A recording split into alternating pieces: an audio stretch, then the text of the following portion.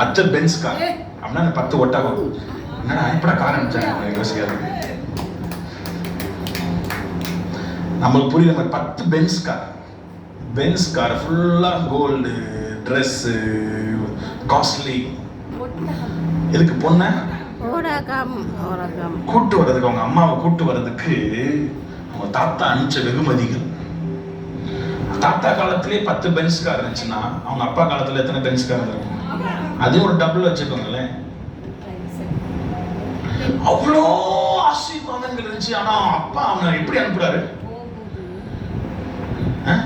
வெறுங்கையா அனுப்புறாரு.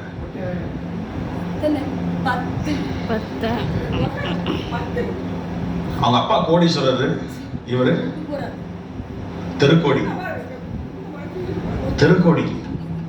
சில பேர் நீங்க நினைக்கிறீங்க இந்த ஒரே ப்ராப்பர்ட்டியை மட்டும் வித்துட்டோம்னா நான் ஆசீர்வதிக்கப்பட்டுருவேன், இந்த ஒரு காரியம் மாத்திரம் என் வாழ்க்கையில செட்டில் ஆயிடுச்சு, இனிமேல் என் கதையே வேற.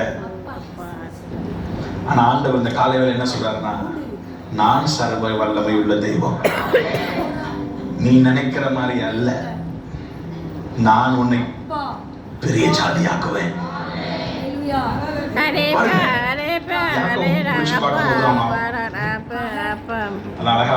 தலை சாய்க்கும் கல் நீரையா. ஆண்டவரே உன் தலைக்கெல்லாம் மாத்திருக்க.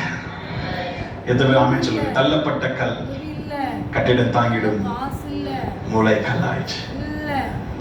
அவனுக்கு தலஹானி கூட அவங்க அப்பா கொடுத்து ஒரு சர்வெண்ட்டை கொடுத்துட்டு இருக்கலாம்ல. ஒரு சர்வெண்ட் ஒருத்தன் கூட துணைக்கு போய் விட்டுட்டு வராச்சு வாடா, இல்ல ஒரு காரு நீ போய் கார்லயாச்சும் போய் விட்டுட்டு நீ வாடா.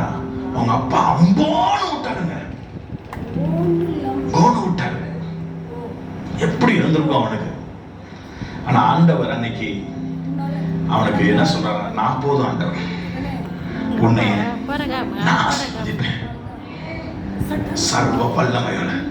நிறைய பேருக்கு எங்கெங்கதான் உங்களுக்கு சோர்ஸ் வரும்னு நினைச்சீங்களோ ஆண்டவர் கட் பண்ணிருப்பாரு. யாருதான் கட் பண்ணிருப்பாரு. அப்படி கட் பண்ணாருன்னா என்ன சொல்ல விரும்புறாருன்னா, நான் தான்டா உனக்கு சோர்ஸ், நானா உனக்கு மூலாதாரம். நிறைய பேர் என்னன்னா அந்த ஒண்ணு சோர்ஸ் நினைச்சு அதனால அதுல ஆண்டவர் என்ன பண்றாரு நிறைய பாருங்க. எனக்கு பிரான்ச் சர்ச் நடத்துறோம். பிரான்ச் சர்ச் நடத்தும் போது